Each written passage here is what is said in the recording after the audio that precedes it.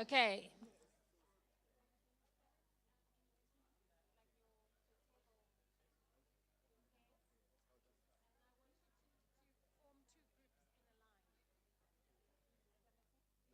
Like this or like this? Okay, so you're gonna need to, if you were on a table together, so you're gonna stand here together, and then were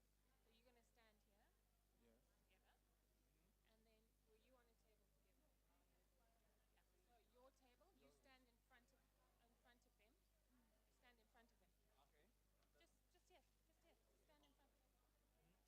front. And then you stand behind. Behind. And you're gonna stand together. You're gonna be there. No, together, because you're one table. So one table, a table in front, table. No, table in front. You're a different table. Yes, so in front. Yeah. Yes, in front of them. You'll see why now. Okay, give them a round of applause. I'm causing havoc for them. Okay. Okay, you're a pair. You should stand. Yeah, so you stand next to each other. Next to each other? So stand behind them. Stand behind them. Or stand in front of them. So you're going to be in a queue. So you are going to stand in front of them. You're a different table, right? So you stand in front of them. Yeah. Okay. All 9 tables? Okay. You need to stand in front of her. Okay, and then you are going to stand in front of her. It's like a queue. One table, one table, one table, one table. One table, one table, one table. Okay. Okay, stand in front. Okay, you're a separate table. Okay, perfect. So you need to be behind. Yeah. Excellent. Yeah, getting there slowly. Can I give you a different idea? Sure, just organize them. Okay. What do you want to do? Get them just kind of face each other. Yeah, I just wanted And then them to have line up. someone in the middle. Yeah, no. Because This is there's the a pair. starting one. Yeah. We'll do that. Yeah. Okay, now what I'd like you to do is face each other. Face each other. Each other. You're facing each other. It's my Yeah. colleague. So you're going to stand in a line as a table? Okay, no, never mind. Leave it as it is. Okay. Okay, it's not working. Can I have the first table, this access to water, come forward? And you are going to speak for 2 minutes, maximum, introducing your 5 main points. When you finish, you're going to tag this table. Okay, you're not standing in front of each other.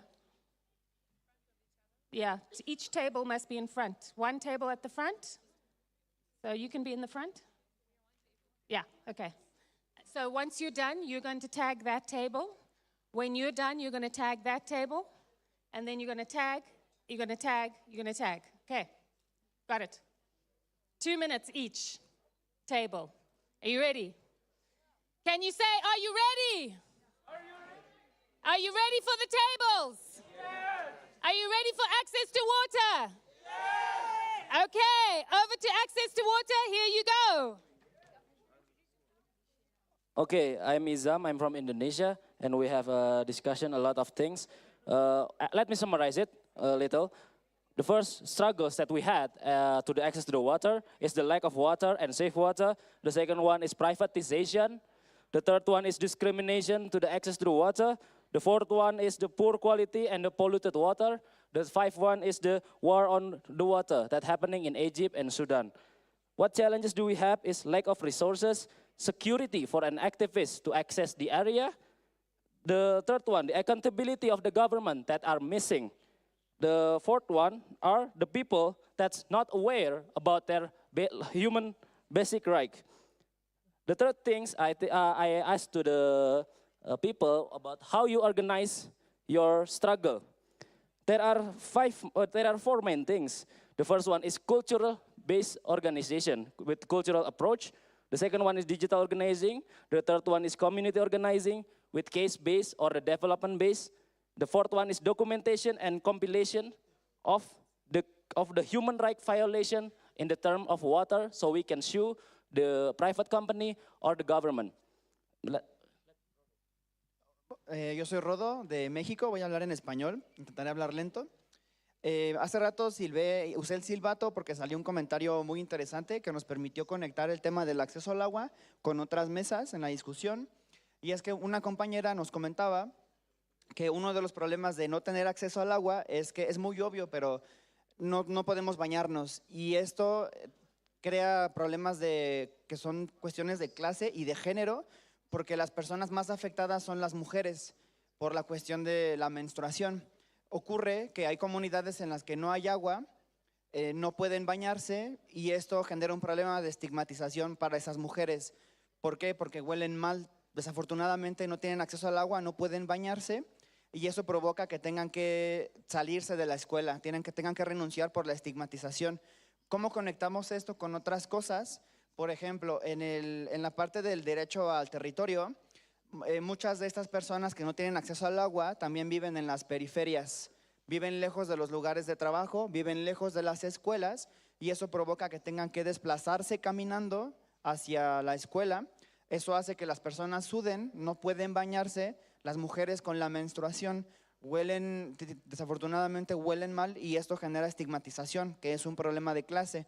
Esto afecta también a su derecho al disfrute y a la reproducción sexual, porque en esta estigmatización no pueden, sufren esta discriminación y son rechazadas para poder ejercer con libertad su sexualidad. Y bueno, eso es algo que queríamos señalar hace rato. Thank you. Give them a round of applause. Okay. Everybody, are you ready for young people and sexual and reproductive health? 2 minutes.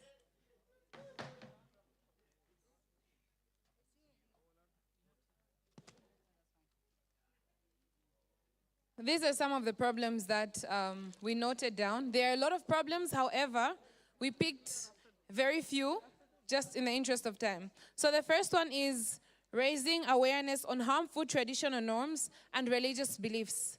There are a lot of religious beliefs that don't give women bodily autonomy. They don't allow them to take contraceptives. They don't even allow young people to have conversations with their parents and guardians about their sexual reproductive health. And that's the reason they make rash decisions that get them in a lot of problems. Yes. And then the second point is people with disabilities and LGBTQ rights are basically denied SRHR. They go to hospitals and they don't have the facilities. I think we made this point and we told everyone about it just during the session. They are not included. So that's basically the issue. They are not included, therefore being denied their rights. The third one is women don't have body autonomy. In some tradition, especially African homes, they are very patriarchal. So men are the ones that make decisions on issues to do with their female partners. So they don't have the authority to make decisions about their own body. If they want to abort, if they want to just do everything, take contraceptives, their husbands are the ones that have to make those decisions for them. Yeah. Thank you so much. And there's also something that caught our attention when we were discussing. It was a colleague from Nigeria that shared.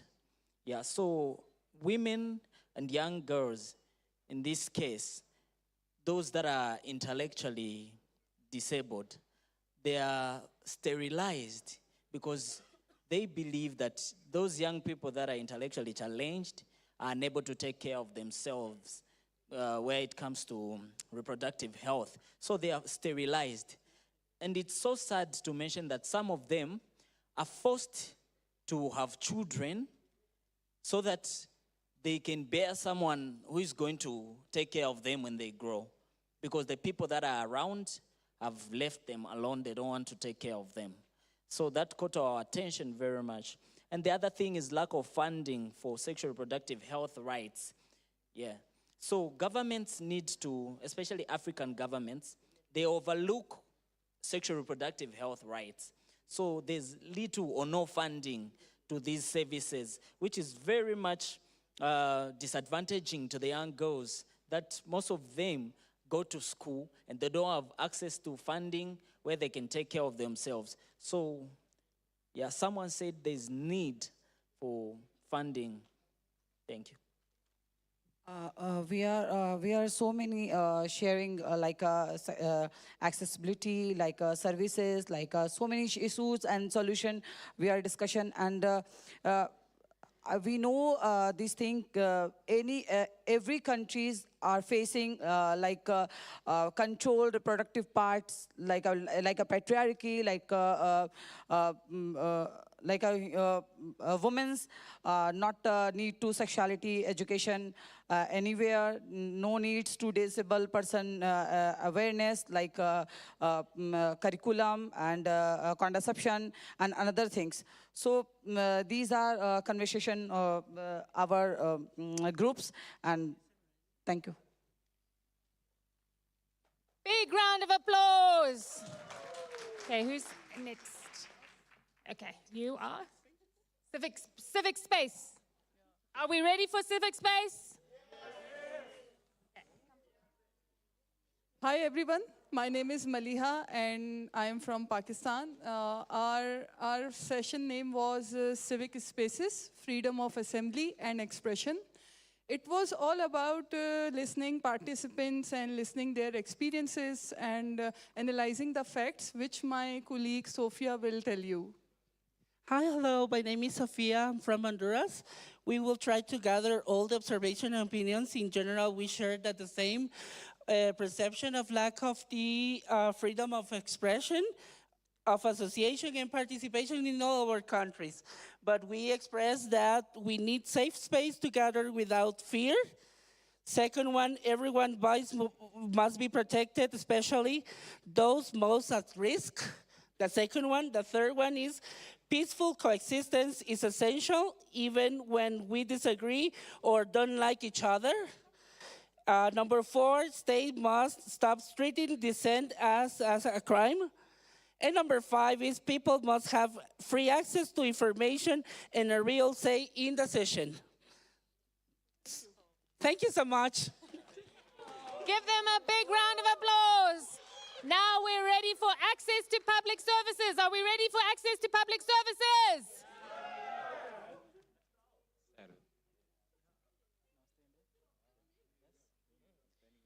Okay. Hello, hello. Namaste, India and Nepal. I'm from. My name is Dharmendra Kumar. I'm from India. Hello, dear comrades. My name is Biraj Rana and I am from Nepal. Namaste, this is Anuj from India. Before we move to the discussion that we have, I just want to share my feeling. When I came here, I found many people from different countries and different continents. So I thought we are very much different. The moment I started interacting more and more, I found that we are very much united by the pains that we have. We have the similar pain, irrespective of any boundaries, geography, and religion, anything. So we are united by the pains and the challenges that we are having. And all those pains and the challenges are being burdened by the 1% of the population. So we have, when we started the discussion about the access to public services, we have so many challenges that we come across. So we are going to share what are the solutions that we brought from so many people who contributed to our tables. The first one is the nationalization. Nationalization means in the countries, there are free services in health, education, and the legal services, but this is free. They are different, there are different services for poor and the rich. So we say that this should be nationalized, irrespective of whether I belong to a poor or rich. The services should be similar. This will help us to, make the infrastructural change, because even the rich will have the same access to the health and education. The things will change. Now, another thing we say that we demand for the universalization of the public services. So it's irrespective of the nations or the continents, there should be the standardization at the universal level. When we say the education or school education, it means to the similar thing irrespective of any geography and the communities. So now the third point is going to be tax the rich. As FIA says, the rich people are evading taxes that they are supposed to pay, and then they are using that money to influence the policy of national policies in terms of corruption. So again, they can destroy the public sector. So we have to make sure that the rich are paying the taxes, and they cannot glorify them by saying that, okay, we are giving this much funds to education, to healthcare, so we need to make sure that we tax the rich. And the fourth point is going to be cancel debt. We cannot be taking illegitimate debts that attacks on our sovereignty and paying this debt interest from our GDP. So we make sure the money, the budget that we pay the interest of the debt must be used for public service. And fifth would be change the narrative. So we have a narrative set in our mind in today's society that the public services are always going to be bad. So the elites have put this narrative in our mind. So we need to change and challenge this narrative, because public services are for us, and we must advocate for good public services by changing the narrative of society. Thank you. Thank you very much. Big round of applause. Big round of applause. Woo! Are we ready for mineral extractives? Where's the energy? Okay, thank you. I am Rara, and here's my comrade. I am Dorcas Norupiri from Zimbabwe. Okay, so we are going to present the discussion of mineral extractives. But before, we should note that there is an ongoing debate on either we should reject all kind of mining or we advocate for safer mining. But it's an ongoing discussion, and we encourage to talk more. So the 5 big outcomes of the discussion. The first thing is around policy advocacy on national and international level. Which the beneficiation should prioritize local community and workers' rights. The industrialization must expand to added value, no more raw material export. Gender justice should include women and LGBTQ rights, either for workers and impacted communities. The protection of the local people and indigenous rights, especially the land and the environment, no more displacement, and minimum impact of natural damage. And no more tax holidays for mining companies. The second thing is? Okay, the second thing is just energy transition. We need a global South definition that talks about just energy transition. What is just energy transition? We are tied with the global North narrative. So we need our own narrative that suits what we're doing every day here in the global South.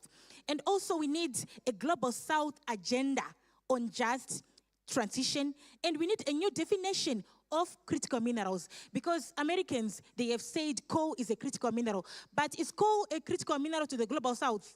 It is not. So we have our own critical minerals that we are able to define. So we need our own definition regarding critical minerals. And the third thing is around joint action, where we should do political campaign on local and national level. For example, mining mapping and grassroots resistance and mining workers' labor's union. And critical mineral desk on ESG submissions, regional desk on research led by FIA and the affiliations, and direct campaign on national or regional company or state meetings around nickel or around mining. And fourth and fifth things is? Okay, the fourth one, it is on digital mineral transparency. We need a tracing of minerals. Because what happened is they say that we are mining lithium, but when they're exporting raw material of lithium, we realize that they'll be also exporting gold. So we need a tracing of minerals. They are now going into deep sea mining in the Pacific and in the Philippines. So there's need to trace what they are doing there. What kind of minerals are they extracting in the deep Pacific? And the last one is on the recognition and formalization of artisanal miners and small-scale miners. The ASM, they are the ones who are contributing, should be 80% GDP, the gold, right? And also in those ASM, we find that there is no occupational safety and health. People are dying, especially the young ones who are aged between 16 to 34. They are dying underground. There is no safety precaution for them. And also in the artisanal miners, you find that there is also violence. And who is perpetrating that violence? And who is buying those guns in DRC? The global north. So there is need to formalize. There is need for the artisanal miners to be recognized in the economy because they are contributing so much. And there's need for them to have access to social protection.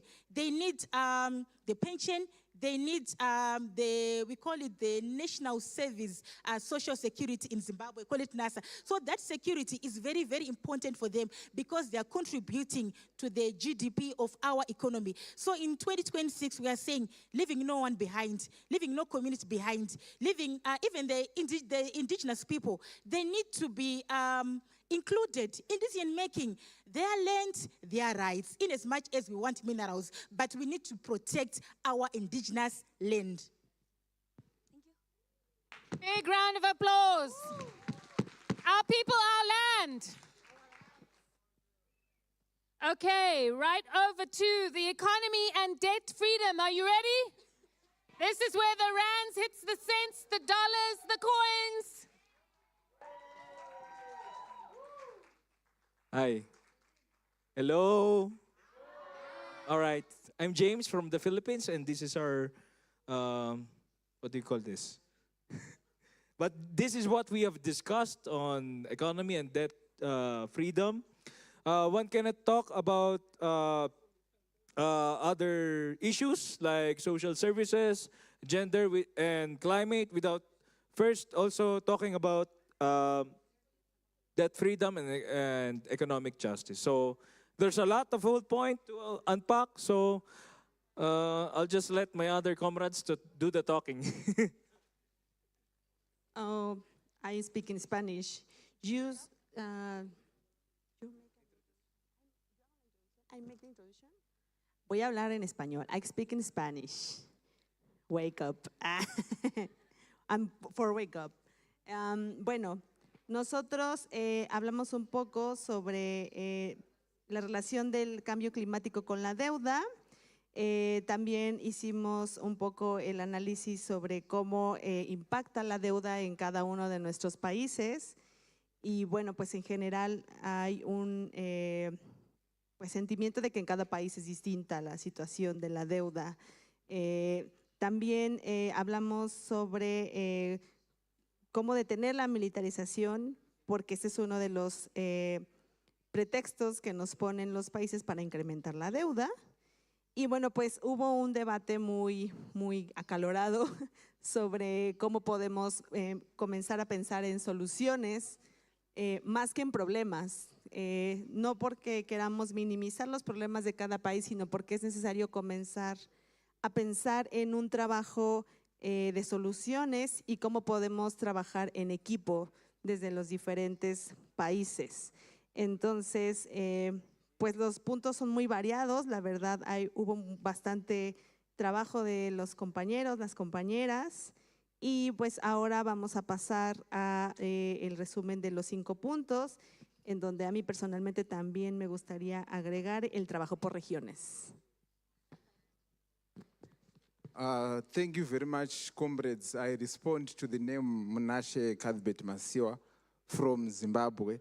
And part of our top 5 outputs from this bunch of submissions Number one is the issue of debt cancellation. Number two, the issue of boycotting corps and subsidiary bodies. Number three, pushing UN frameworks on sovereign debt. Number four, reject new forms of debt, force solution, e.g. debt for nature swaps, resource-backed loans. Then number five, reject loans that fund militarization. And as a group, we have agreed that beyond and above, the solution lies in our independent countries to create a developmental capable state that is able to make sure that we have a society that moves from each according to his ability to each according to his need. And we will close by the words of Thomas Sankara when he was presenting at the AU summit, when he said that if we don't pay the debt, the creditors will not die. But if we pay the debt as Africans, our people who are in poverty will die. Thank you very much. Big round of applause. Okay, are you ready for land rights? Everybody welcome land rights. Hola. Bueno, nuestra mesa fue una mesa muy nutrida. Tuvimos tres rondas y entre esas la primera fue poder entre todos construir lo que es un concepto sobre el territorio. Creo que hubo como un consenso entre todos los participantes que el territorio no solamente es lo físico ni la tierra que vemos ahí, sino que también comprende las relaciones culturales, sociales que se desarrollan en nuestras diferentes formas de vivir, en donde comprendemos el día a día como tal. Pero también el territorio lo comprendemos como el cuerpo. El cuerpo también es nuestro territorio y ese territorio también pues es parte de que hay que defenderlo. Pero también llegamos a consensos de que el territorio también es la mente y que también es un campo en disputa a diario para poder comprender esta realidad. Sobre la defensa del territorio hemos evaluado un poco la evolución de la estructura colonial para seguir avanzando en la violencia en diferentes territorios del mundo y especialmente en algunos donde más se han agudizado toda la estructura neocolonial que se está presentando en nuestros territorios con una política extractivista que lleva a una disputa de violencia hacia nuestros territorios estructural que genera también afectación a los liderazgos que defienden esos territorios y que esta disputa por el territorio es una disputa estructural que está a diario y que seguir defendiendo nuestros territorios es la única forma de cambiar el modelo que puede permitir hacer una nueva transición en el mundo. Bueno, también, sigo yo. Quiero comentar de que también llegamos a la conclusión, pues yo creo que aquí nadie está inventando nada nuevo. Aquí se está virtiendo mucha sabiduría histórica y ancestral. Es decir, que aquí está un resumen de lo que venimos luchando históricamente. Y lo que sabemos es de que el poder del Estado siempre, compañeros y compañeras, está en matrimonio con el poder militar, con el poder transnacional. Por eso es que buscamos el reto de otras formas de organización que no sigan legitimando la existencia de estados coloniales, que no sigan legitimando la existencia del poder transnacional. Tenemos poder como pueblo y tenemos que forjar justamente ese poder popular. También denunciamos, no solamente por colocarlo en un papel, no solamente por decirlo en una plenaria, es denunciar el poder patriarcal que invade los territorios. El capitalismo jamás, nunca, compas, jamás se hubiera sostenido si no existiera un modelo patriarcal que estuviera ahí acechando la vida de todas y todos. Hay personas, y ahí están rostros de personas que han dejado su vida o que se le han arrebatado su vida, el capital, y el poder patriarcal y el poder racista que existe en este mundo en contra de la vida y la sangre derramada de las personas merece todo el respeto. Y por eso también hago un llamado para que tomemos un poco de conciencia sobre el lugar en donde estamos, toda la carga de energía, toda la carga histórica que representa estar donde las personas fueron torturadas, donde las personas fueron encarceladas por decir la verdad y por defender su territorio. Eso se habló también. Y también, por último, sobre las nuevas apuestas del capitalismo, yo quiero aprovechar este espacio para decir algo. Primero, que nadie es más que nadie y jamás debemos perder esa ruta de entendimiento, que nadie es mejor que nadie y que no estamos por encima de ninguna otra persona, sino mantener nuestra dignidad, y eso tiene que ver con reconocer permanentemente nuestra historia como pueblo, compañeros y compañeras. Pero hay una nueva apuesta del modelo que ahorita mismo es invisible, que se está desarrollando en mi país, porque mi país es invisible para el poder geopolítico. Y por eso quiero aprovechar a decirles esto. Se está generando un nuevo paso del capitalismo que ha apostado para que en el año 2050 Honduras desaparezca como república. Y ya han dado los primeros pasos. Y no solamente eso, han creado 3 países dentro de Honduras que tienen su propia bandera, que tienen su propio sistema de gobierno y nos están invadiendo desde adentro, compas. Y si invaden Honduras, van por el resto de territorios. El año pasado se construyó la primera ciudad del mundo dedicada a la experimentación genética. Pueden buscarlo para que vean que no es un invento de su servidor. Están creando y han creado la primera inyección para que las personas dicen que van a vivir más de 150 años. Por favor, ya no podemos seguir siendo ingenuos ante el poder transnacional y capital. Tenemos que levantar la voz como pueblo y decir no y frenar al capitalismo desde dentro. Y recordemos, compas, siempre que nadie es más que nadie. Gracias. Woo! Thank you very much. We're coming to the final few tables, so please welcome climate and natural disasters and resilience. Welcome them to the stage.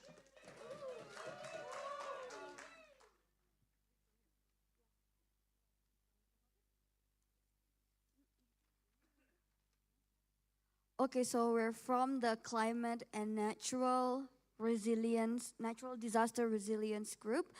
In our table, there is actually lots of fun discussion and also kind of tension, have a lot of tension. Also, there's also a little bit debate happening. But we started with agreeing and deliberating upon the definition of the problem. So the first one is most of disasters are now due to climate crisis and no longer natural. So most of the disasters happening right now, some people might still refer it as a natural disaster, but actually it is a lot more influenced by the climate crisis. So we call it now climate disaster and no longer natural. And then lots of our comrades in the group also highlighting how this is very urgent. The climate disasters happening around the world and people are literally dying from it. And secondly, the root cause of all of this to happen is industrialization. Of how the industrialization happening by exploiting the people and the nature.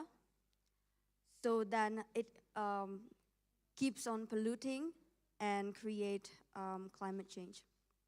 There are 3 challenges and problems that we conclude. The first one is for solution, like now we all are suffering from the climate change, but then there are solutions that is generated in order to perpetuate the system designed to keep business interest, like carbon market and new technology, carbon capture technology that is only going to fulfill the business interest. And secondly, what we talk a lot is about the problematic climate funding mechanism. So now there is no clear mechanism upon climate funding. Also, it is become a hole for like for the businessmen to fulfill their interests. For example, like some countries, like China, the superpower countries, go and give loan to the developed countries, saying that this is for the development of a green technology or like for the just transition. But on the implementation, what happened is that land grabbing is happening, and also extractivism. It just creates a new form of extractivism. And lastly, the thing that we are facing is green colonialism. So instead of we get the aid and demanding the climate debt from the global north then put the responsible back to us, and then they they need to like develop projects in the developed country, and will only create new problem. And then we're going to talk about, there are actually lots of ideas that are generated in our group according to how we are going to, the opportunity on how we're going to better mobilize and organize. And it will be presented by Ashley. Hello, everyone. So the opportunities that we came up with were first, increase in climate financing, and we are not talking about loans. We're asking for grants, and specifically unconditional grants that are going directly to communities, not the ones that will pass through our corrupt leaders. They need to go directly to impacted communities so that they serve the purpose that they need to serve. The second one is activism. We need to use artists and musicians to deliver our message and our campaigns. And something that I remember one of our comrades spoke of was, if we are choosing the artists to work with, we need to make sure that they're aligned with our vision, not just any artist. So that's also important. Our third one was use local and historical knowledge as a way of coming up with alternatives. I hope I still have my 2 minutes. I just give a short story of where I work. We teach the community members on how to preserve indigenous seeds. And recently we've been competing with commercial seeds that are only planted once. And meaning if you plant it once, you keep buying, so they keep you in the loop. So these indigenous seeds that we teach the communities to preserve are only planted once and can be shared. So that way they really can't get us. Although they had come up with also a seed sharing type of policy where they required you to not share your seeds. But anyway, that's why we're here and that's why we are fighting. Okay.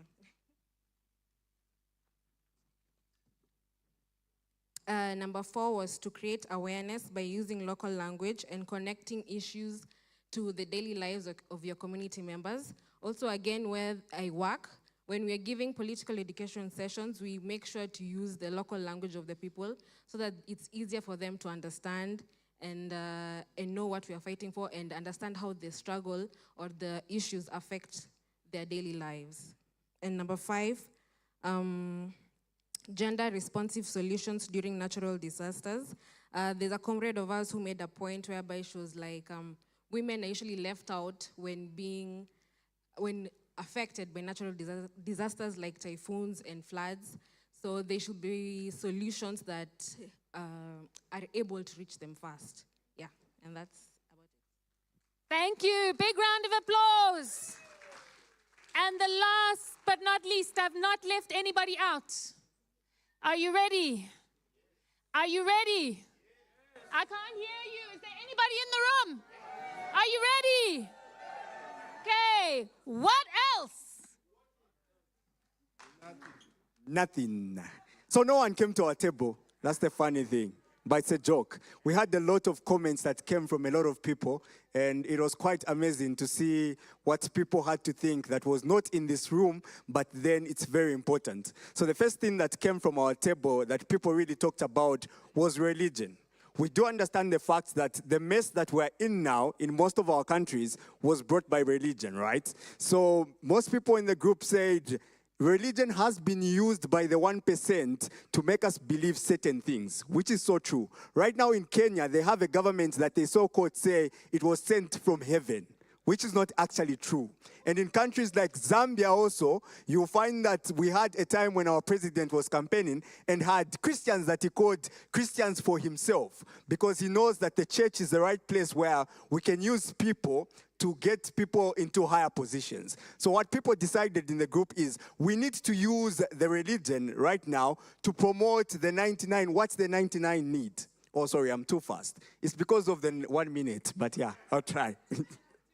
Oh, it's 2 minutes. So yes, so people in the group did say it's because we need to use religion to our good as the 99, because we see how much the 1% is using it to themselves and making people believe certain things that are not even true. So that was one of the points that did come out from our group. The other point that came out is that even when it comes to food, right? We did eat food today. You see that even when it comes to food in our countries, these multilateral companies and the imperialists are trying to make us believe that we cannot still farm our own foods, but they're giving us certain seeds that we should use. So they are giving us what we should use and what we can feed ourselves. So it's not only about our money, it's not only about our resources, but they also want us to give us what we should eat, which is not right. And I did hear one of our comrades from Kenya also talking about some of the seeds that are being given to in their country and being used for different things. So that's another point that came out, that they're also trying to manage our food system. And the other point that came out, which is the third point, is that we also need to use art and the media to our good as the 99. And even as we do as our work in our different areas, we need to use art for our good. Because, you know, art and media are very important because it goes a long way. And when people see it and they watch a certain art, they understand more than when someone is actually talking. So I'll give my friend Kululeko, I hope that's 1 minute. Kululeko talks a lot, eh? Someone says I talk a lot after I have spoken for 5 minutes. But then, colleagues and partners, what we further talked about was the political issues that we have in society. They talked about neocolonialism, we talked about imperialism, fascism, and all other political challenges that are seen in our society. And more than that, we decided to talk about the economic issues. You know, the challenges that we are facing that were not mentioned bluntly here was the issue, or this house believes the issue of economy. We talked about the workers' rights, we talked about migration. Even today, in this day and age, there's the issue of people migrating, whether internally or externally, for employment opportunities. And you know what happens to our fellow brothers, where they land or where they get employed. They become underpaid on the basis of your politicized working permit and whatnot. So if you come here to work and you don't have a working permit, you will not get paid according to the service that you provide. Another thing, we talked about solutions which included a new economy which can be discussed by the people when they had understand that there is a need for a new economy. We also talked about the borderless Africa. Just to share a story with you before I go down, it is that on the 9th I was supposed to fly from Swaziland to South Africa. If you can stand over that hill and look this side, you can see Swaziland because it's already next to South Africa. But I was denied flight at the border gate just because the bio page of my passport had a small tearing or a small cut, and they said you cannot go to South Africa. I was like, the neighboring country, and you see how this thing of borders affect us. You cannot go to a place in time. I had to waste more resources going to acquire a passport, but fortunately I came. So part of the solutions we talked about citizen journalism, because we also noticed that these media houses are captured. They are either captured by the government or the funders, because they need money to operate. So he who feeds you controls you. Yet when the people themselves, ground up, talk about their issues can be well articulated without any interference. We also talked about need for a new act or an intentional solidarity, not when it happens by accident that we are in the global assembly, then we are talking about solidarity, but solidarity that will say, whether there are international events, whether there are no events, but we know that Zambia is our own fellow country and we support their struggle. And that way, when we support them externally, even the governments in Zambia will not be able to have power over us because we are not from their own country. So thank you. Thank you very much. So I want to teach you a clap so that we can praise everybody who's up on the stage. So the clap is, I think the Tanzanians in the house might recognize it. So when the rains are coming, when it's raining, it starts soft. So very soft. Okay? Very soft. The rain is coming. And then as it's coming, the storm is coming, it starts getting harder, starts getting harder, starts getting harder, and the thunder! Woo! Thank you. Thank you very much. You are released. So, what I would like you to do, I want to invite you to do, is I want you to either write in your notebooks or draw, whatever you feel comfortable. You've been doing a lot of listening, and you've been hearing what you've been talking about. And I want you to write a few lines about what you're worried about from what you've heard. So what worries you? And then from what you've heard, what excites you? So you can either write it or draw it. I want you to get your head and moving your arms with something, a crayon, a pencil, a pen. And I'm going to give you a few moments. This is an individual exercise, so no talking. There'll be plenty of time for talking after the session is done, because we have some socializing coming. So, first of all, what worries me about what I've heard, and what excites me about what I've heard? Okay, start now. You can write no worries, yeah. Just what excites you.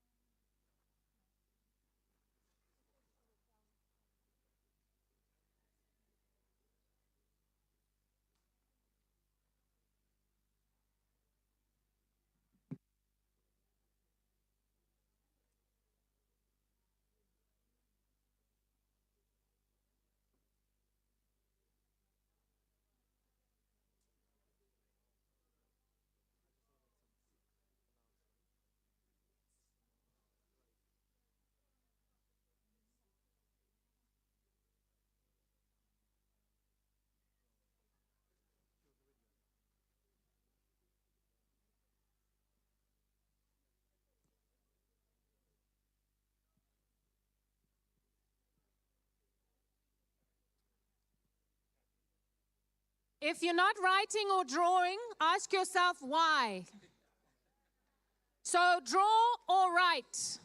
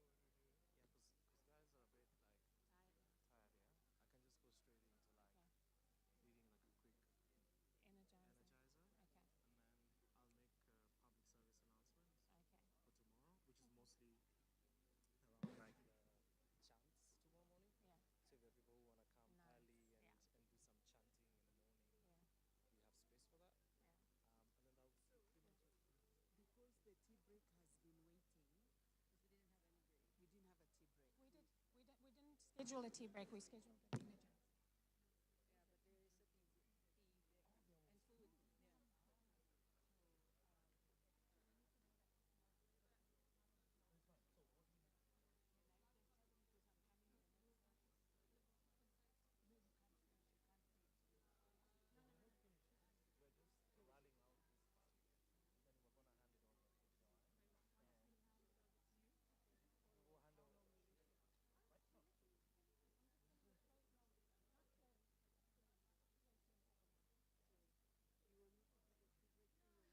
Okay, now, we're all activists, right?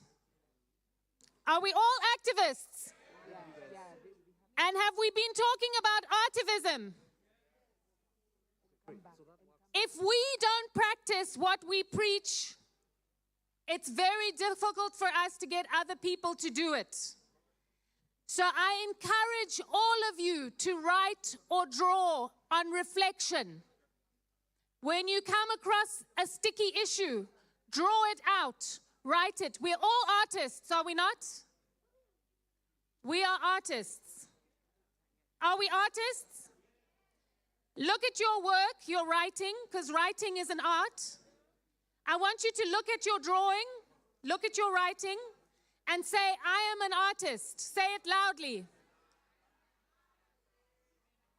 I didn't hear you.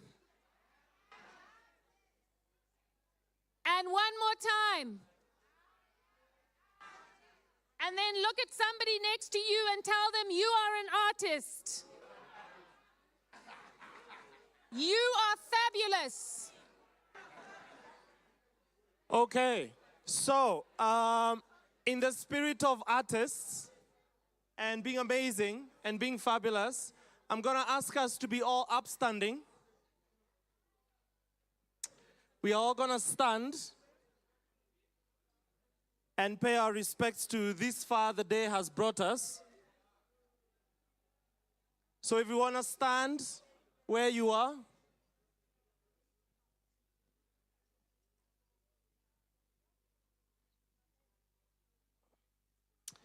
if you understand where you are, we're gonna sing a quick solidarity song.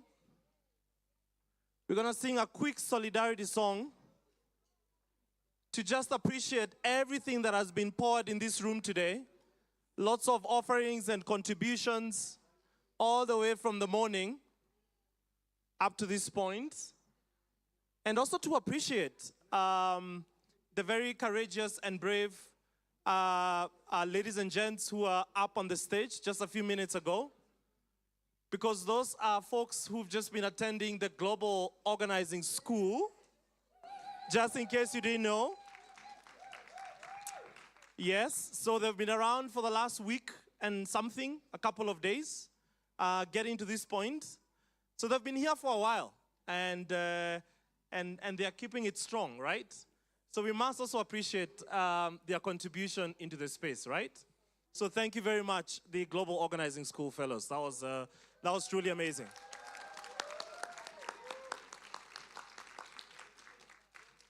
All right, and so to the rest of us, we're gonna sing this solidarity song.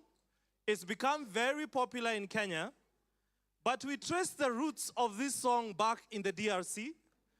From some friends we call La Lucha. Some of you might know of those very courageous young men and women as well, back in the DRC. And it's gonna be in Swahili, all right? And it goes like this.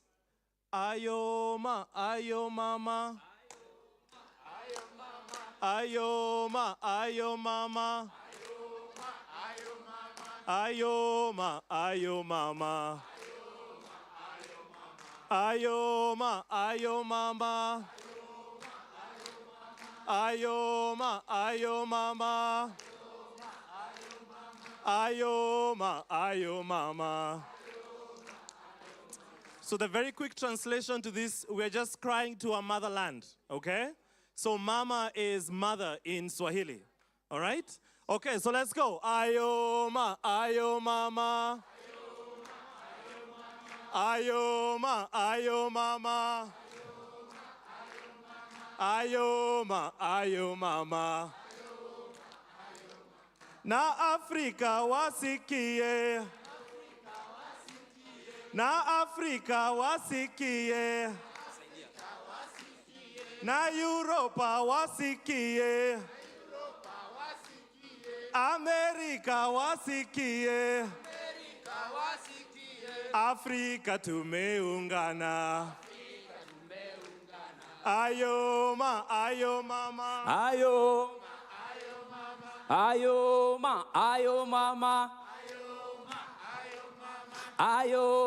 Ayo mama. Na walewe wasikie. Afrika tumeungana.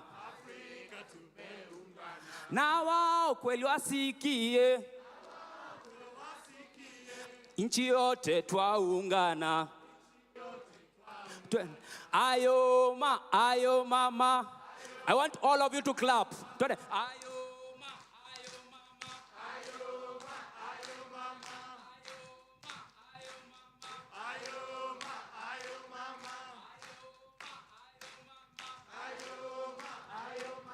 Nayo Asia wasikie. Nayo Asia wasikie. Sisi wote tuaungana. Ayo mama. Ayo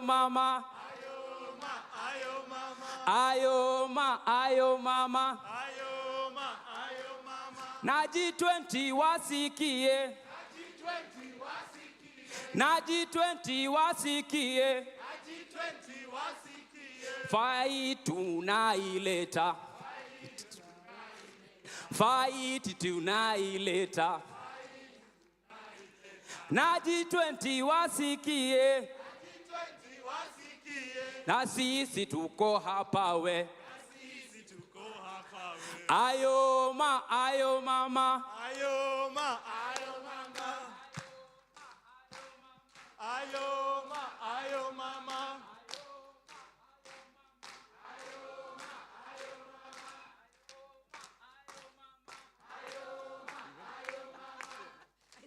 Thank you guys. Thank you very much. Public service announcement. Public service announcement. We have an opportunity tomorrow morning at 8:30 to come and offer up some chants from your home country, from your home movement, or just songs and chants that keeps our spirits going. So tomorrow morning at 8:30, if you have a way of getting here early, you're welcome. We're going to be facilitating chants in the morning and keep our spirits going, all right? And I'll hand over to you now to Joanne, who will tell us what you're about to do now.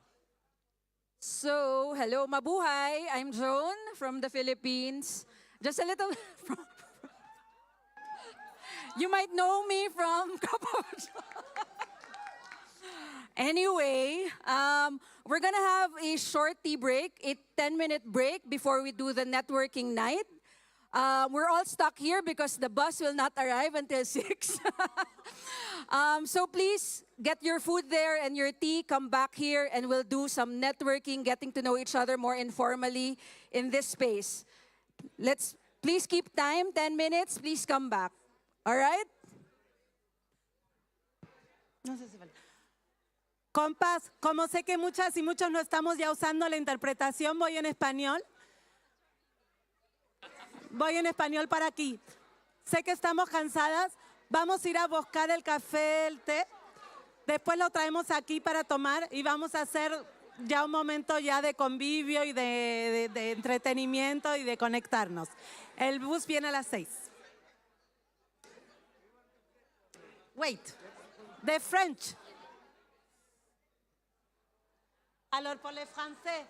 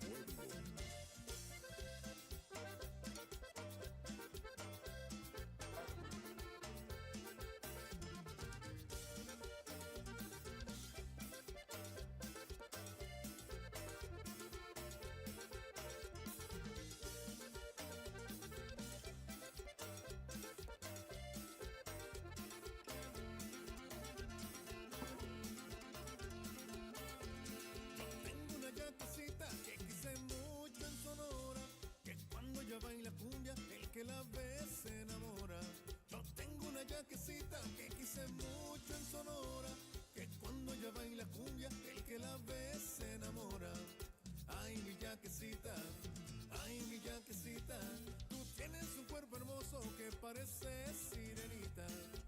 Ay mi yaquecita, ay mi yaquecita, tú tienes un cuerpo hermoso que parece sirenita.